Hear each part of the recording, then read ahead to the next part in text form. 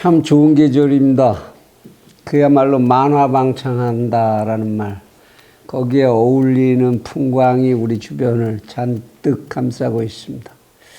그런데 이 판에 이 황사, 이건 또 참 뭔지 중국 땅 쳐다보기만 해도 짜증이 납니다. 이래저래. 100만 대군을 저희들도 동원을 해서 그 사막화를 막느라고 나무를 심는다는데 그거 가지고도 안 된다고 그러네요. 15억 인구 다 나서서 딴짓하지 말고 나무나 열심히 심지. 채널 24K 하석영의 단도직입니다. 서울과 부산의 보궐선거가, 시장 보궐선거가 뜨겁게 달아오르고 있습니다. 사실 그런데 그 진행되는 걸 보면서 이변이라면 참 이변이다 싶은 생각을 지울 수가 없습니다. 처음에 시작할 때는 과연 국민의힘, 야권 전체 이렇게 해가지고 이것도 애초에 이 보선을 시작하게 된 그 명분 하나를 잡아채지를 못하고 그대로 또 참여하는 거 아닌가 이런 걱정을 했었는데 참 이상하다 싶을 만큼 강한 바람이 불고 있습니다. 사실 처음에 야당의 입장이라는 거 공약 하나도 여당이 내놓은 공약 그거 그대로 베껴다가 흉내내서 뒤쫓아가기 허겁지겁하고 그랬었죠. 그런데 이게 웬일인가 싶습니다. 가덕도 공항 같은 거 그냥 다 여당이 그러니까 같이 손들어주고 우리는 뭐 일본하고 터널 뚫겠다 이런 엉뚱한 소리나 내놓고 서울에서 주택 문제 매달리니까 또 주택 타령하고 뭐 별다른 이 희망을 못 봤었는데 이게 결과로 이어질지 조바심하는 분들이 많으시겠습니다. 그런데 하여튼 이렇게 바람이 불게 된 데는 또 그 나름대로 이유가 없지는 않죠. 그 이유를 한 두 가지 정도는 생각할 수 있을 겁니다. 우선 이제 야권에서 국민의힘을 먼저 얘기해야 되겠지만 그쪽에서 그 식상한 공천심사위원회 이런 거 만들지 않고 만들긴 만들었죠. 그들이 1차 추린 다음에 추려진 몇몇 후보들을 가지고 소위 이제 미스터 트롯 형식을 한다. 그래가지고 이제 바람을 좀 일으키는 그런 작업을 했었습니다. 사실 채널 24K에서는 줄기차게 지난 4.15 선거 그 당시부터도 그 이전부터도 제발 오디션에서라도 좀 배워라. 미스터 트롯 여기서라도 좀 배워라. 만날 위에서 그 잘난 양반들 밑에 앉아가지고 한 사람 뽑아서 찍어내리는 이런 톱다운 하지 말고 국민들이, 주민들이, 유권자들이 후보를 걸러내고 뽑아내는 이런 바텀업의 방식을 좀 취해봐라. 이러고 이제 줄기차게 요구를 했었는데 하여튼 그 비슷한 모습이 좀 만들어진 건 사실인 것 같습니다.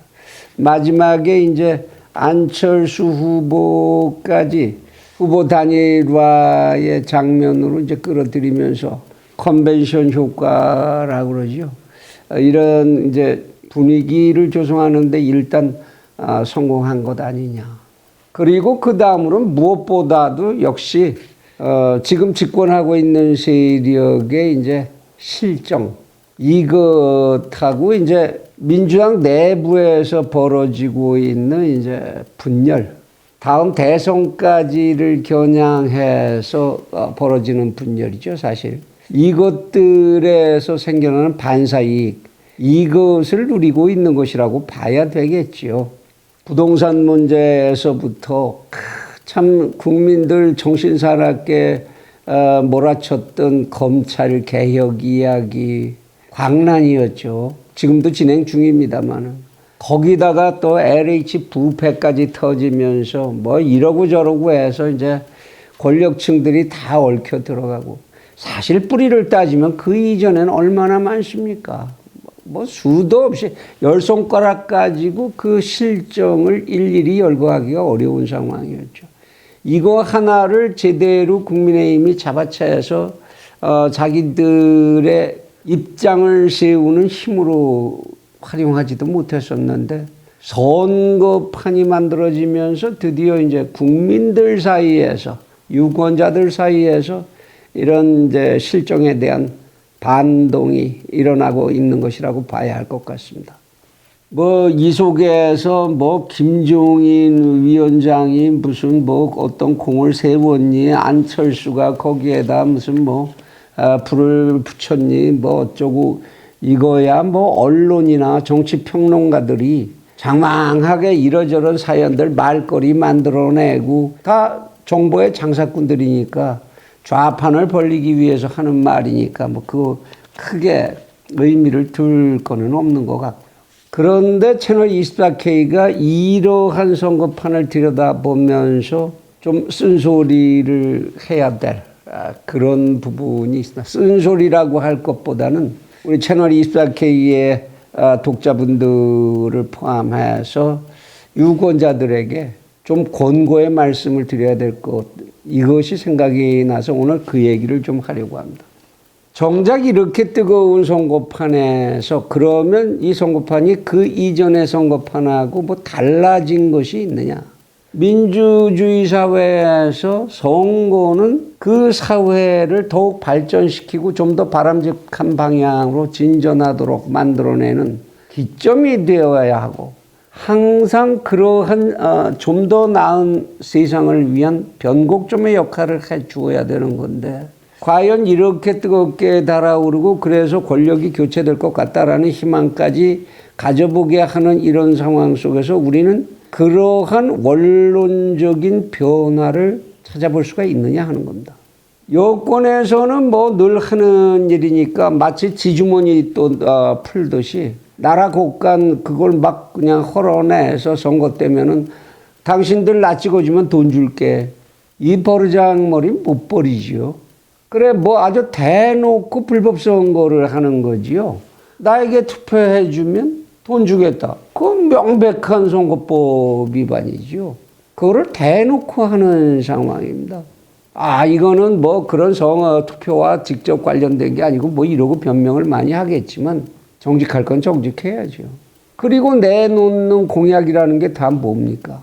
사실 그대로 해도 될지 그렇게 할 수 있을지 하나도 알 수 없는 그런 공약들. 귀에 잘 들어오지 않죠. 그런 공약들이나 늘어놓는 거고. 그리고 그들이 유세한다고 다니면서 하는 액션, 그 언어들은 다 뭡니까? 어떻게 하면 유권자들이 나에게 표를 줄까? 그들이 나를 상대 후보보다 평가해서 이쪽으로 표를 던지고 싶은 그런 마음을 일어나게 하는 방법이 뭘까? 거기에 몰입하고 있는 것이지. 무슨 민주주의 원칙이 어떻고 해서 선거를 통해서 발전적 아이디어가 나오고 그걸 가지고 경쟁을 해서 좀 더 나은 아이디어를 선택하게 하고 그런 능력 있는 인물을 선정함으로 해서 모두를 위하여 정말로 바람직한 내일 이걸 만들어가는 모습, 그것이 선거여야 한다라는 이런 원론, 이런 걸 찾아볼 수 있겠습니까? 그런 건 보이지를 않네요. 아무리 눈을 씻고 보려고 해도. 어차피 사실 그리고 선거판이 되면 그 선거판을 휘어잡는 건 포퓰리즘이죠. 유권자들을 누가 어떻게 선동해내느냐, 어떤 주제를 가지고 그들을 선동해서 표를 던지게 하느냐, 그거 이외에 사실 선거판에 나선 후보들에게 무슨 딴 생각이 있겠습니까? 미리 준비가 된 후보들도 아니잖아요. 그냥 어떻게 그냥 정치 논리에 의해서 급조돼서 그래서 그 자리에 서게 된 사람들, 그들이지요. 사실 무슨 그들에게 매니페스토 뭐 이러면서 실현 가능성 있는 구체적인 공약을 내놔라 이런 운동들도 있었지만 그 후보들이 가지고 있는 정보라는 게 실제로 그 자리에 가보지 않았는데 어떻게 그렇게 실현 가능한 그런 현실성 있는 그런 공약을 내놓을 수 있겠습니까? 어떻게 보면 선거라는 이 제도, 민주주의의 영원한 함정이라고 할 수도 있겠지요. 어쨌든 그래서 이렇게 선거는 이제 우리나라의 선거는 특히나 그렇죠. 고정된 어떤 이슈나 뭐 그걸 가지고 그 문제를 풀기 위한 논쟁 이런 전통을 만들어 본 적도 없으니까 늘 바람. 그것 아니면 어느 정당을 너는 좋아하냐? 그냥 그 정당이 좋다 안 좋다가 다 결정하는 거 아닙니까? 그래서 그 바람에 의해서 정당 바람 또는 권력자에 대해서 친권력적이냐 반권력적이냐 그것이 만들어내는 바람에 의해서 늘 승부가 갈리고 말죠. 초등학교에 운동회 날 청군백군 기마전 하는 거 그 논리밖에는 별것도 아니지 않겠습니까? 그렇게 가겠지요. 그러나 그 결과는 반드시 생겨날 겁니다. 누구든 이기고 누구든 지겠지요. 그리고 나서 그 다음은 어떻게 되겠습니까? 선거판에서 쏟아졌던 말들, 그렇게 허접한 공약이나마 당선한 자는 그럼 그것을 실현시키기 위해서 자기의 몸을 다 바칠까요? 몸과 정신을 다 바칠까요? 그 다음에? 지금 현재 대통령이 만들어 놨던 공약이 어떻게 굴러다니고 있는지 여러분들 다 아시지 않습니까? 국회를 가득 채우고 있는 300명들이 그 당시 선거 당시에 뭐라고 쏟아냈었는지 자기 자신이 기억하고 있는 사람 몇 사람이나 있나 모르겠습니다. 지방자치단체장들 다음번 선거가 될 때면 저는 공약 이행률이 뭐 90%였습니다. 뭐 어쩌고. 그 뭐 어떻게 하면 그거 퍼센티지 하나 그거 만들어내지 못하겠습니까? 결국은 어디로 돌아가지요? 자신들이 원래 가지고 있었던 자신의 DNA로 돌아가죠. 선거판에서 만들어진 현상들이 그들의 DNA를 바꾸지는 않습니다. 바꿀 수가 없죠. 인간의 DNA는 결국 대를 바꿔 갈 때 그 순간에만 전승이 되는 거고 자기가 살아가는 동안에는 자기에게 주어져 있는 그 DNA에 의해서 움직이고 생각하고 살다가 가니까요. 정치인이라고 그러지 말라는 법이 있겠습니까? 너무 비관적인 얘기만 늘어놓는 것 같아서 죄송합니다. 그 속에서도 인격이라는 걸 부지런히 수양한 사람들은 자신의 DNA와 좀 다른 그런 삶의 모습을 보여줄 수 없는 것은 아니고 그런 사람들이 없는 것도 아니지만 글쎄요, 우리 정치인들이 그래줄 것 같지는 않다는 것이 안타까워서 드리는 말씀입니다. 그래서 오늘은 우리 독자분들께 그들이 마구 쏟아내는 선거판에서 쏟아내는 말들 이 중에 속지 말아야 할 말들이 많이 있는데 그것에 속지 않는 그런 기준 하나는 가지셔야 될 것 같아서 그 말씀을 드리고 그리고 그러면 이렇게 달라질 것 없는 정치인들 그렇게 보이는 정치인들 속에서 그래도 우리는 선택을 해야 하는데 어떤 철학에 의해서 선택해야 할까? 이 두 가지 말씀을 좀 드리려고 합니다. 시장 선거입니다. 이번 보선이.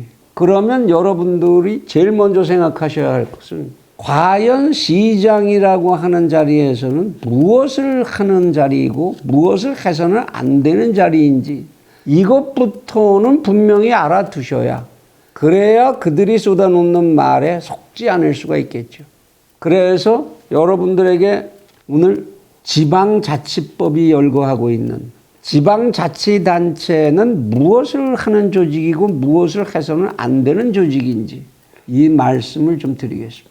뭐 말만 툭하면 이제 지방자치단체장들이 이 지역의 경제를 살리겠다 뭐 이런 얘기를 하는데 사실 경제에 관한 이야기는 지방자치단체장이 그렇게 마음대로 할 수 있는 힘도 없으려니와 그렇게 전념할 부분이 아니죠. 지방자치단체장들이 해야 될 일은 이런 56가지 일을 하는 공무원들을 지휘 감독하고 이 분야에서 최선의 업적을 내서 시민들이 편안히 살 수 있고 행복하고 즐겁게 살 수 있는 도시를 건설하는 것. 그것이 그들의 임무입니다. 그런데 이걸 56가지를 다 기억하시기는 어려울 테니까 반대로 지방자치단체장들이 해서는 안 되는 게 법률로 정해진 일이 있습니다. 그게 무엇인지를 아시면 거짓말을 알아듣기가 훨씬 편하실 거라고 생각을 합니다.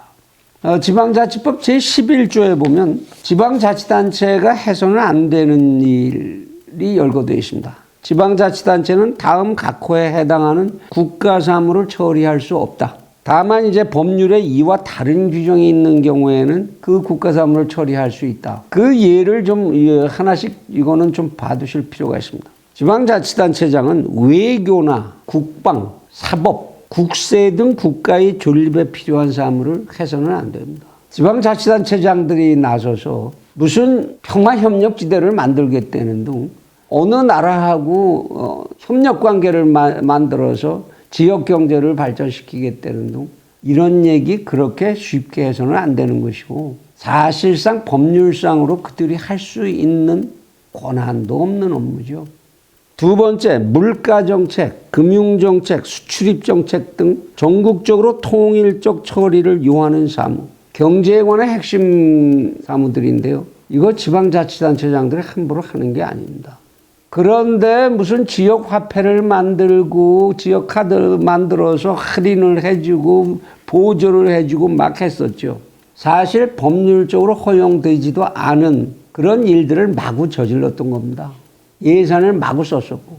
그러다 이게 불법 시비가 붙으니까 180석을 확보하고 난 다음에 부랴부랴 그런 거 해도 된다라는 법을 따로 만들었죠. 지난 7월에. 이 지경입니다. 그 3호에 보면 농산물, 임산물, 축산물, 수산물 및 양곡의 수급 조절과 수출입 등 전국적 규모의 사무는 지방자치단체장이 하는 게 아닙니다. 4호에 국가종합경제개발계획, 국가하천, 국유림, 국토종합개발계획, 지정항만, 고속국도, 일반국도, 국립공원 등 전국적 규모나 이와 비슷한 규모의 사무는 지방자치단체장의 사무가 아닙니다. 그런데 우리 지방자치단체장들 나중에 중앙에 올라가면은 중앙심의위원회에서 마구 이제 퇴짜를 받는 이런 계획들 자기들이 한다고 마구 공약하고 자신들의 비전이라고 내세우고 이런 일들을 겁도 없이 마구 하지요. 제5호에 근로기준, 측량단위 등 전국적으로 기준을 통일하고 조정하여야 할 필요가 있는 사무는 지방자치단체장이 자기 독자적으로 혼자 하면 안 됩니다. 6호 우편철도 및 전국적 규모나 이와 비슷한 규모의 사무. 제7호 고도의 기술을 요하는 검사, 시험연구, 항공관리, 기상행정, 원자력 개발 등 지방자치단체의 기술과 재정 능력으로 감당하기 어려운 사무. 이런 사무들은 지방자치단체장들이 하면 안 되는 사무입니다. 그러니까 지방자치단체장들이 선거판에서 제가 이런 거 막 해가지고 여러분들 참 돈 많이 벌어드리겠습니다. 무슨 엄청나게 발전하는 이 도시를 만들어 드리겠습니다. 이런 얘기들을 하면 아, 저 사람 참 법도 모르는 허풍쟁이구나. 이것 정도는 알아들으셔야 할 겁니다. 그래서 이제 투표를 해야 되는데 정당에 따라서 선택하는 것이 아니고 나서 사람을 보고 찍으려고 그랬더니 하는 얘기가 똑같은 얘기들 비슷한 얘기 다 하고 누굴 찍어야 할지 정말로 알기 힘든 그런 이제 상황에 놓이게 됩니다. 그럴 때 저 같은 경우에는 많은 분들께 그렇게 권합니다. 진자의 법칙이라는 게 있습니다. 진자는 양쪽으로 흔들리면서 서서히 어디를 찾아가죠? 균형점. 그 중심점을 찾아가게 돼 있습니다. 굉장히 중심으로부터 멀리 오른쪽으로 갔다. 아, 이게 오른쪽에서 문제인가? 걱정 안 하셔도 되죠. 다시 왼쪽으로 그만큼 가는데 전번보다 좀 덜 갑니다. 왔다 갔다 하면서 결국 가운데 균형점을 찾아가는 그걸 진자의 원리라고 하는데 정치도 그와 같은 면을 가지고 있습니다. 다만 이 진자를 얼마나 잘 관리하고 제대로 작동하게 만들 것이냐 하는 것이 유권자들의 몫입니다. 도저히 가부 판단이 서시지 않는 경우라고 한다면 이 진자의 법칙을 생각해 주시기 바랍니다. 뭐죠? 바꿔봐야지 한다는 것. 그래야 균형점이 우리에게 발견된다는 것. 우리는 사실 지난 4년 동안 4년이 넘게 문재인 정권에 대해서 많은 비판을 하고 있지만 덕분에 사실은 많이 배운 게 있습니다. 아, 이렇게 해서는 안 되겠구나. 그러면 그렇게 하지 않는 쪽을 또 선택을 해봐야죠. 그게 또 아니다면 또 이렇게 갈 수도 있습니다. 그러면서 그 진폭이 서서히 줄어들어가는 것을 사회적 안정이라고 하고 사회의 성장이라고 말할 수 있겠죠. 그러면서 좀 더 안정된 사회가 우리들의 긴 시간의 삶의 즐거움을 만들어주기를 기대해야 할 겁니다. 두 가지만은 이 선거판에서 꼭 명심해 주시기 바랍니다.